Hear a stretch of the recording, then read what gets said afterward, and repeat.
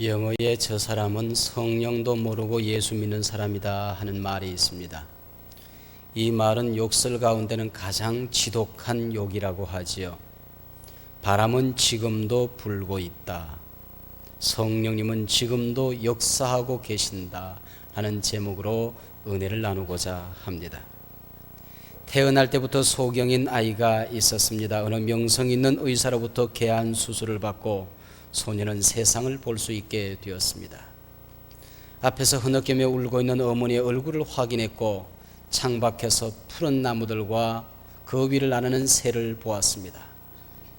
높이 뻗어있는 창공을 바라보고 어머니에게 달려왔습니다. 어머니, 왜 내가 이토록 아름다운 세상에 살고 있다고 진작 말씀해 주시지 않았나요? 마냥 눈물을 흘리던 어머니는 대답을 합니다. 얘야, 왜 엄마가 그 얘기를 안 했겠니? 수없이 얘기를 했지. 네가 느끼지 못하고 있을 뿐이란다. 옳습니다. 바로 여기에 신앙인의 허점이 있습니다. 영광스럽고 축복된 신앙의 세계를 거닐면서도 감격과 신앙의 맛을 느끼지 못하고 몸이 건조한 삶을 살아가는 어리석은 사람들이 이 세상에 얼마나 많이 있습니까? 하나님의 사랑의 숨결 소리도 듣지 못하고 성령의 따뜻한 손길도 느끼지 못한 채 무감각한 신앙생활하는 사람들이 많이 있더란 말입니다. 마스터 키라는 열쇠가 있습니다. 호텔에 가면 방마다 다른 열쇠가 있지만은 호텔 내에 있는 모든 자물쇠를 열 수 있는 마스터 키가 있습니다. 우리가 인생을 살아가다가 우리가 부딪히는 수없는 문제들을 해결할 수 있는 마스터 키가 있다고 하면 얼마나 신날까요? 신앙생활에 마스터 키가 있습니다. 예수 닮은 삶을 원하십니까? 여러분이 부딪히는 온갖 문제들을 해결을 받으며 살아가기를 원하십니까? 구원을 원하십니까? 구원의 감격을 원하십니까?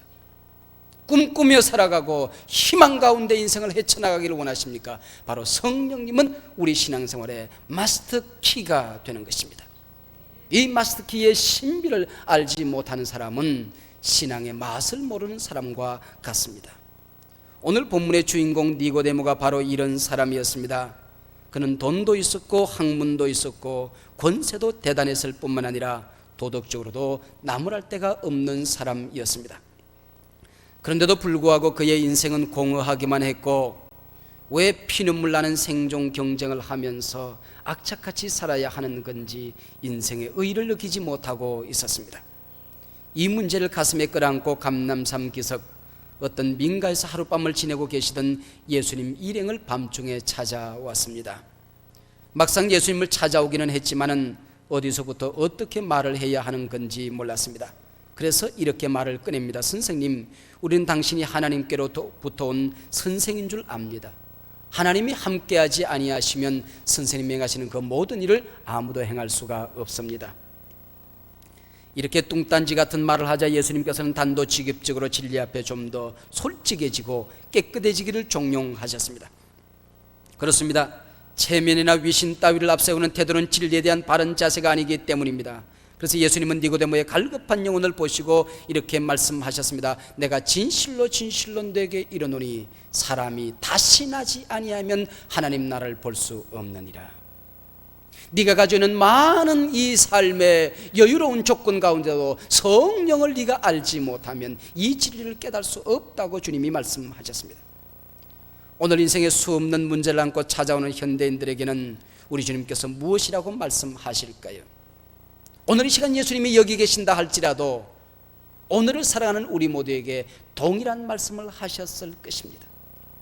현대인들은 마치 소경이 꽃밭에서 꽃을 보지 못하고 그 꽃을 짓밟으며 또 다른 아름다운 것을 찾아 헤매듯이 오늘 신앙인들도 이 세상 어디에선가 행복을 찾을 줄로 알고 발부둥을 치고 있습니다.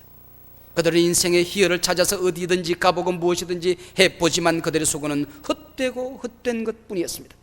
오늘 아침 예수님은 우리에게 말씀하십니다. 너희는 엉뚱한 데서 만족을 찾으려고 하지 말고 내게 오라.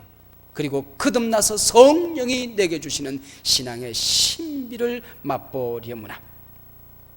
세상적으로는 모든 것을 가졌고 배울 만큼 배웠던 니고데모도 예수님께서 거듭나야 한다는 이 말씀을 이해할 수가 없어서 내가 어머니 뱃속에 다시 들어갔다가 다시 나와야 한단 말입니까? 참으로 엉뚱한 말을 하고 맙니다.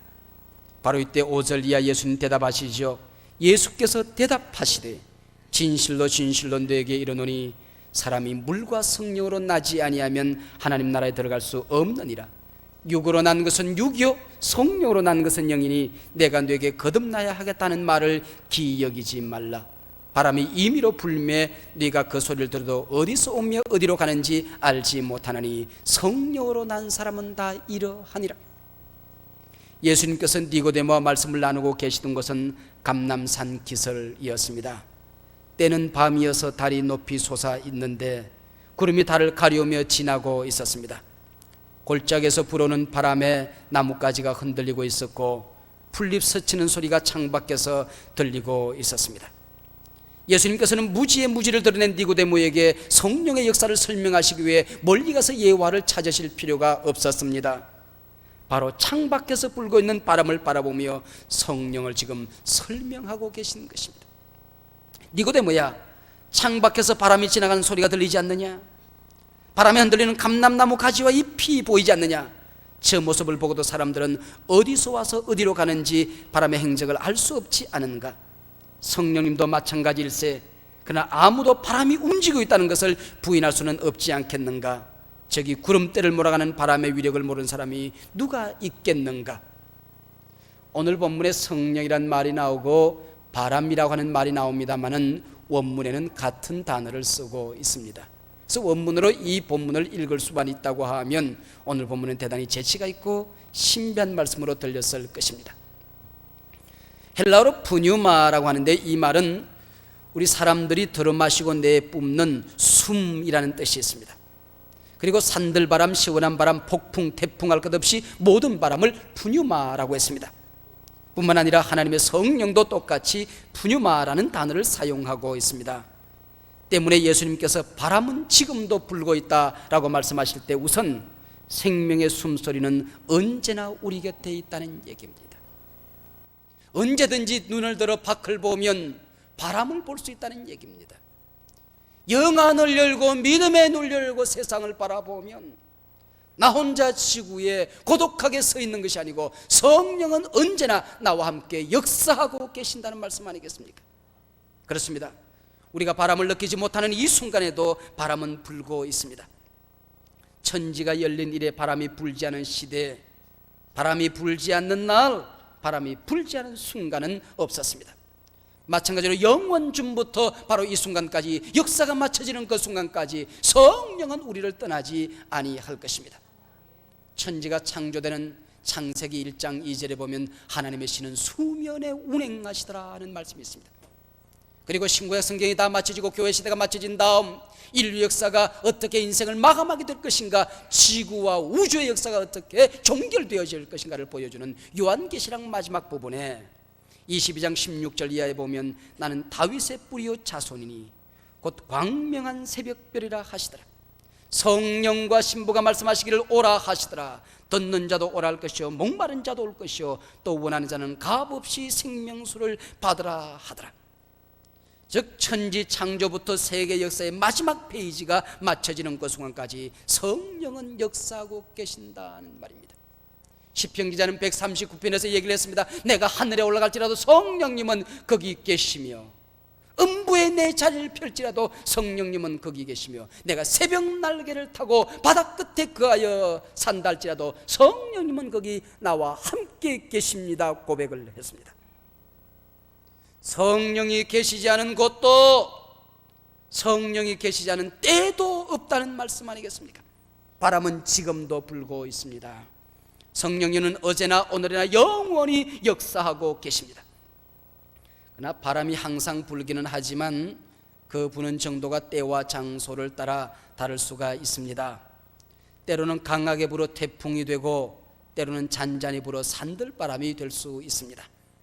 성령께서는 토네이도와 같이 역사하실 때가 있는 게고 오순절의 태풍으로 세상을 몰아칠 때도 있습니다. 때로는 조용한 바람으로 산 위에서 부는 바람, 시원한 바람, 이마에 흐르는 땀을 식혀줄 정도로 아주 적절하게 역사하실 때가 있는 것입니다. 오늘 이 자리에 계신 분들 가운데 성령의 바람 소리를 듣지 못하여 답답한 분 계십니까? 왜 내 생각이 이렇게 누더기를 입은 거지처럼 더럽고 추하기만 하는가? 내 인생은 왜 이렇게 풀리지 아니하고 또 내 삶은 이렇게 만사가 꼬여만 가는 것인가? 이 사회는 왜 이토록 부패하고 타락해져만 가는 것인가? 어디에서 위로와 희망을 얻을 수 있단 말인가? 안타까워하는 분들이 계십니까? 예수님께서 니고데모에게 이 시간에 하시는 말씀을 들어보십시오. 오늘 우리에게 여전히 들려주시는 성령의 음성을 들어보십시오. 저기 창밖에 바람 소리를 들어보라. 저기 흔들리는 나뭇가지를 보라. 왜 실망하느냐? 바람은 지금도 불고 있느니라. 앞이 보이지 않는 어두운 밤중이라도 밖을 내다보십시오. 바람은 지금도 불고 있습니다. With us, in us, over us. 성령은 우리와 함께 계십니다. 성령은 한 번도 나를 떠난 적이 없고 내 안에서 지금도 역사하고 계십니다. 성령은 바로 내 머리 위에서 지금도 불고 역사하고 계십니다. 어떤 목사님 두 분이 비행기를 탔더랍니다. 근데 한 분 목사님은 스튜어디스가 지나갈 때마다 포도주 주시오, 음료수 주시오, 식사 시간이 되니까 양식 주시오, 빵 좀 더 주시오, 뭐 한식 주시오, 비빔밥 주시오, 시간마다 뭘 시켜 먹어요. 근데 뭘 드시겠습니까? 그러니까 한 분 목사님이 no thank you, 나는 먹지 않겠다고 자꾸 거절을 하고 끝까지 그냥 간단 말이에요. 목적지에 도착을 했습니다. 최 목사님이 늘 먹지 않는 목사님에게 얘기를 해서, 목사님 그 속이 안 좋았습니까? 왜 비행기에서 아무것도 안 드셨습니까? 내 주머니 사정이 좀 안 좋아서 내가 뭘 아무것도 시킬 수가 없었느라고. 목사님 무슨 말씀을 하십니까? 거기서는 밥을 10그릇 잡수셔도 돈 받지 않습니다. 음료수 10병을 잡수셔도 괜찮은데 왜 그랬습니까? 불사, 내가 이게 무식이 죄였구나. 호텔에 여장을 풀고 며칠 지났는데 이제 마치고 오려고 하니까 청구서가 날아왔는데 보니까 이게 웬걸, 그냥 엄청나게 돈이 붙어 있습니다. 알고 봤더니 박 목사님이 호텔에 있는 냉장고에 있는 모든 음료수랑 뭘 다 끄집어내 먹은 겁니다. 아니 비행기 안에서 공짜라고 그러지 않았습니까? 아니 비행기가 공짜로 그러지 호텔이 공짜라고 그랬습니까? 무식이 죄였지요. 성령님 주시는 것은 아무렇게나 드셔도 괜찮습니다. 그러나 마귀가 주는 건 먹으면 큰일 납니다. 성령님은 우리에게 모든 것을 준비하고 있습니다. 아무리 절망적인 상황에 부딪혔을지라도 좌절하지 마십시오. 하나님의 성령의 바람은 그 순간에도 불고 있습니다. 눈을 뜨십시오. 그 순간에도 성령은 지금 창밖에서 꽃을 피우고 바로 당신을 위하여 열매를 준비하고 계십니다. 여러분, 지금까지 여러분이 닫아두었던 마음의 창문을 여십시오. 믿음의 문을 여십시오. 영안을 여십시오. 닫아두었던 기도의 입술을 여십시오. 성령의 바람은 지금 곧 당신의 영혼을 향하여 시원하게 불어올 것입니다. 답답했던 당신의 마음을 시원하게 만들어주고 예수 믿는 맛도 뭣도 없이 무미건조만 했던 당신의 생애를 새롭게 변화시켜 줄 것입니다. 고되고 지친 당신 이마의 땀방울을 시원하게 해줄 것입니다. 성령의 바람이 불고 있습니다. 성령이 지나고 있습니다. 성령 강림절 이 시간 마음 문 여시고 믿음의 문을 여시고 성령을 영접하시기를 바랍니다. 성령님, 내가 성령님을 사모합니다. 요청합니다. 내게 오시옵소서. 성령의 바람 불어와 오늘 성령의 바람이 여러분들 가운데 풀어치기를 주님의 이름으로 축복합니다. 바람은 지금도 불고 있다는 또 다른 뜻이 있습니다. 지금도 성령의 숨소리, 거듭남의 역사는 일어나고 있다는 뜻으로 본문은 말씀하고 있습니다. 여기 거듭난다라는 단어를 원어에 보면 겟네세, 아노센 그랬는데 두 단어가 합쳐져서 된 말입니다. 겟네세, 태어난다라는 말이고요, 아노센, 다시 혹은 위로부터라는 얘기입니다. born again, 다시 태어난다는 말입니다. 생명의 근원은 땅에서 나는 것이 아니고 위로부터 난다는 말이죠. 이것을 한마디로 말하면 하나님의 구원의 시작, 중생은 성령의 역사라고 하는 것입니다. 땅에 씨앗이 떨어졌다고 하는 것은 깊은 의미가 있습니다. 반드시 싹이 나고 자라고 열매 맺게끔 되어 있는 것 아니겠습니까? 영국 댐즈 강변에 이름 모를 꽃들이 2차 대전 이후에 피어나고 있었습니다. 영국에서는 흔히 볼 수 있는 꽃들이 아니었습니다. 식물학자들이 연구를 해보았더니 100여 년 전에, 오래전에 저 위에 상류에서 다른 나라에서 꽃씨가 떨어져 흘러내려오다가 댐즈 강변에 모래가 쌓이고 흙이 쌓이고 쌓여서 아주 수메 타가 그 밑에 쌓여서 씨앗들이 숨어 있다가 폭격이 떨어지면 땅을 다 뒤집고 나니까 땅 속에 숨어있던 씨앗들이 뒤집어지면서 꽃을 피우게 되었다고 하는 것입니다. 떨어진 씨앗은 반드시 열매를 맺게끔 되어 있습니다. 내 남편은 안 돼, 우리 부모님은 안 돼, 내 자식들은 돌아오지 않아. 여러분, 눈물로 씨를 뿌리는 자는 반드시 기쁨으로 단을 거두게 될 것입니다. 아무리 우리가 노력한다고 할지라도 거기에 생명의 씨앗이 떨어지지 아니하면 거기에는 싹이 날 수가 없는 것이죠. 성령이 오늘도 여러분의 가정 가운데, 여러분 가운데 영생의 씨앗을, 하나님 나라에서의 씨앗을, 구원의 씨앗을 뿌려주고 계십니다. 주님께서 생명운동의 주인이 되신다 하는 것입니다. 바람이 임의로 불매 뇌가 그 소리를 들어도 어디서 오며 어디로 가는지 알지 못하나니 바람은 임의로 분다 그랬습니다. 바람은 자기가 불고 싶은 대로 분다, 그 얘기 아니겠습니까? 동쪽에서 불어오고 싶으면 동쪽에서 불고, 북풍을 일으키고 싶으면 북풍을 부는 게 바람이라고 하는 것입니다. 산들바람을 불고 싶으면 산들바람이, 태풍이 몰아치고 싶으면 태풍이 불어오는 것이 바람이라고 하는 것이죠. 우리가 예보를 하기는 합니다만 우리가 의식하기 훨씬 이전에 이 역사는 시작이 되어지는 것입니다. 여기에 바람의 신비가 있는 것이죠. 예수님께서 성령으로 난 사람은 다 이러하다 그랬습니다. 영적으로 예민하신 분들은 대개 내가 몇 년도 몇 월 며칠 날 구원을 받았다 그렇게 얘기를 합니다. 그거 귀한 일입니다. 괜찮아요. 그러나 성령론을 가만히 연구해 보면 내가 몇 월 며칠 날 예수님을 영접하고 깨닫는 그 순간 훨씬 이전부터 성령은 내 안에서 역사하고 계셨다 하는 것을 알 수 있습니다. 저기 어떤 집사님이 한 분 계신데 아버님을 모시고 계셨습니다. 근데 큰아드님은 시골에 계시는데 막내 아드님이었던 집사님이 서울에 의술이 발달되었다가 그러니까 행여나 싶어서 아버님을 모시고 이것저것 약을 구해다가 치료를 하고 있었지만 아버님은 숨을 거둘 시간이 가까워 오게 되는 것을 온 가족들이 직감을 할 수가 있었습니다. 와서 복음을 전해 주십시오. 세례를 요청했습니다. 제가 세례수를 준비하여 달려갔지요. 가서 어떻게 하면 죄의 문제를 해결할 수 있으며 인생이 무엇이며 어떻게 구원을 받을 수 있는가, 하나님 앞에 섰을 때 어떻게 하면 우리가 하나님 나라를 천국으로 유업을 얻을 수 있는가 하는 것을 자세하게 설명을 드렸더니 그렇게 잘 이해를 하실 수가 없어요. 예수님을 영접하시겠습니까? 영접해야지요. 오늘 밤이라도 세상을 떠나신다고 한다면 이제 천국에 들어갈 확신이 있으십니까? 그럼요. 가고 말고요. 목사님과 함께 예수님을 영접했는걸요. 그래서 감격스럽게 우리가 세례를 마쳤습니다. 그리고 이분이 하시는 말씀이, 제가 지금 세례를 받긴 했습니다마는 제가 오래전에 교회를 나간 적이 있습니다. 그렇게 얘기를 해요. 자녀들이 전혀 알지 못하는 하시는 말씀을 하신단 말이에요. 아니 그러시냐고, 언제 교회를 나가시냐고 그랬더니 어릴 때에 선교사들이 크리스마스 날 빵 준다고 그래서, 선교사들이 연필 주고 공책 준다고 그래서 제가 2번 나갔다는 겁니다. 근데 내가 빵 얻어먹고 공책 받아오고 연필 받아오고 그 다음에는 다시는 교회를 안 갔는데 친구들이 교회를 욕하면 그렇게 싫더랍니다. 그리고 누가 세상에 왜 이렇게 교회가 많냐 그러면, 야 이놈들아, 그래 도둑놈이 많아야 되겠냐, 교회가 많지. 그리고 한바탕 쏘아주며 살았다는 겁니다. 그래서 내가 언젠가는 교회 가지 싶더라는 거지요. 언젠가는 나도 교회 가서 예배 드리지 싶더랍니다. 그런데 그 사이에 늙어버렸고 병들어서 교회 가지 못하고 목사님 손에 여기서 내 집에서 내 안방에서 세례를 받습니다. 그리고 눈물을 흘리는 모습을 보았습니다. 내 부모님의 사랑 내가 의식하기 이전에 더 큰 사랑을 내가 받은 것 아니겠습니까? 저분이 내 어머니구나 깨닫기도 전에 내 어머니는 나를 낳기 위해서 피를 흘렸고 아픔을 감내하셨습니다. 진자리 마른 자리 갈아 누워 주셨는가 하면 내가 병들어 아파할 때에 눈물로 기도하셨습니다.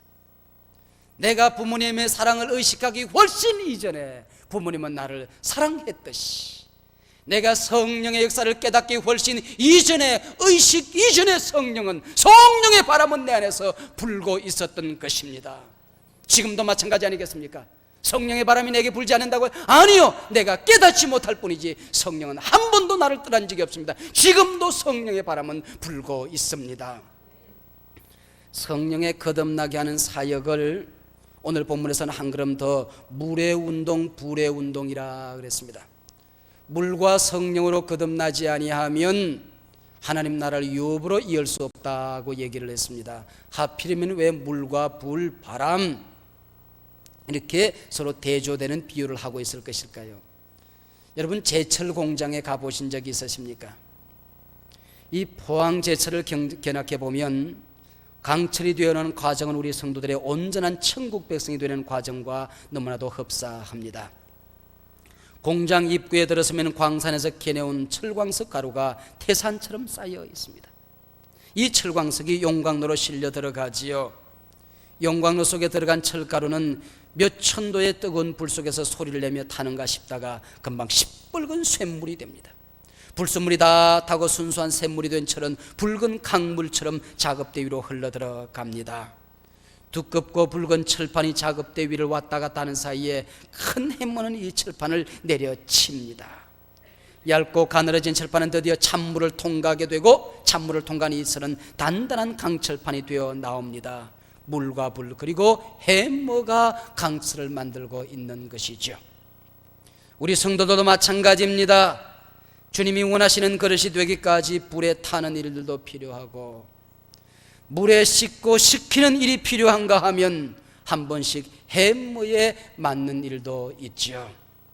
불 같은 시험 때문에 안타까워하는 분이 계십니까? 물 같은 고독감에 지금도 외로움에 울고 계신 분이 계십니까? 햄머 같은 고난을 만나 괴로워하는 분이 계십니까? 실망하지 마십시오. 그 속에서 들려오는 하나님의 숨결 소리를 들어보십시오. 우리가 환난 중에도 즐거워하나니 환난은 인내를, 인내는 연단을, 연단은 소망을 이루는 줄 알미니라. 이 모든 것이 합력하여 하나님 나라 소망을 완성한다고 성경은 말씀하고 있습니다. 당신이 더욱더 하나님의 온전한 그릇으로 쓰임받기 위해서는 물과 불과 햄머의 연단이 필요하다는 사실을 기억하고 오히려 하나님께 감사하시기를 바랍니다. 바람은 지금도 불고 있다는 마지막 세 번째 의미가 있습니다. 지금 불고 있는 바람의 역사는 신비로운 것입니다. 신비한 성령의 역사를 인정하며 사십시오. 바로 그 성령의 신비가 당신의 신비가 될 것입니다. 성경의 모든 약속이 바로 당신의 몫이 될 것입니다. 인간의 이성은 어차피 신비를 모두 다 이해할 수 없는 거지요. TV를 보시면서 우리 어머니 가끔 말씀하십니다. 전선줄을 타고 어떻게 방송국에 저 그림들이 우리 집 안방까지 들어온다냐. 팩스를 우리 집에서 받으면 아니 글쎄 그 왜 전기줄을 타고 어떻게 저렇게 책이 날라온다냐. 이해를 못하겠다. 참 좋은 세상이다. 좋은 세상이다. 오래 살기 잘했다. 우리 어머님들 그러세요. 흔히 사람들은 이 세상에서 일어나고 있는 이해할 수 없는 많은 일들을 그냥 묵묵히 받아들이면서 왜 인간의 이성으로는 도저히 알아낼 수 없는 영적인 진리와 신비와 기적은 받아들이려고 하지 않는 것인지요. 한 마리 검은 젖소가 목장으로 나가 초록빛 풀을 뜯어먹고 저녁엔 집으로 돌아와 어떻게 하얀 우유를 내는지 여러분 알고 우유를 잡수십니까?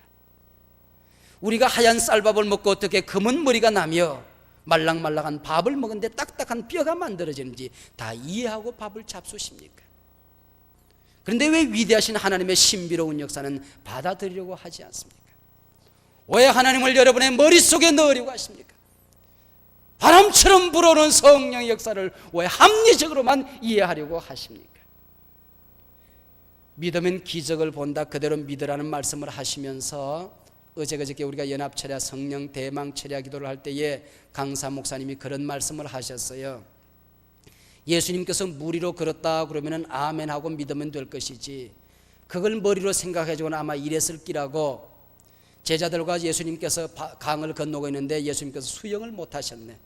그래서 예수님이 물에 빠지고 허우적거리는데 헬프미 베드로야 날 좀 살려라. 그래서 베드로가 수영해서 예수님을 건졌다. 이런 예수님을 믿어야 되겠느냐고. 어린아이가 보리떡 5개 물고기 2마리로 5,000명이나 되는 사람들이 굶어 죽어가고 있었는데 그걸 예수님께 갖다 바쳤네. 가만히 보니 이게 1인분 식사야. 얘들아 통성기도 하자. 통성기도 시킨 다음에 예수님께서 나무그들 밑에서 혼자 가서 도시락 까먹었다. 이런 예수님을 믿어야 되겠느냐고. 5천 명이 먹고 12광주리가 남았던 넉넉한 역사를 행하실 수 있는 예수님을 믿으면 기적을 본다는 말씀을 하셨습니다. 그래서 우리가 마음껏 웃었지요. 이 시간 당신이 진정으로 필요한 것은 하나님의 은총 그대로 받아들이는 일입니다. 기적을 기적 그대로 인정하는 것입니다. 바람처럼 임의로 불어오는 성령의 신비를 신비 그대로 아멘하며 받아들이는 것입니다. 리더스 다이제스트의 편집자는 그런 얘기를 했습니다. 기적의 시대가 지나간 것이 아니고 믿음의 시대가 지나갔을 뿐이다. 오늘도 믿으면 기적을 보게 될 것이다. 한 목사님이 썼던 조그마한 책에 보면 Your God is too small. 너희 하나님이 너무나도 작아졌다. 왜 하나님의 신비로운 역사를, 능하신 역사를 왜 믿지 못하느냐? 하나님이 너희 머릿속에, 너희 합리 속에, 이성 속에 들어오시는 분이냐? 능하신 하나님을 믿으면 능하신 그리스도인이 될 것이다. 힘 있는 하나님을 믿으면 힘 있는 성도들이 될 것이다. 위로의 하나님을 믿으면 위로받는 사람들이 될 것이다. 여러분 바람 소리를 느끼지 못하십니까? 보지 못합니까? 그러나 지금도 바람은 불고 있습니다. 여러분의 형편과 처지를 따라서, 여러분의 필요를 따라서 적절한 바람이 오늘도 불고 있습니다. 기도하십시다.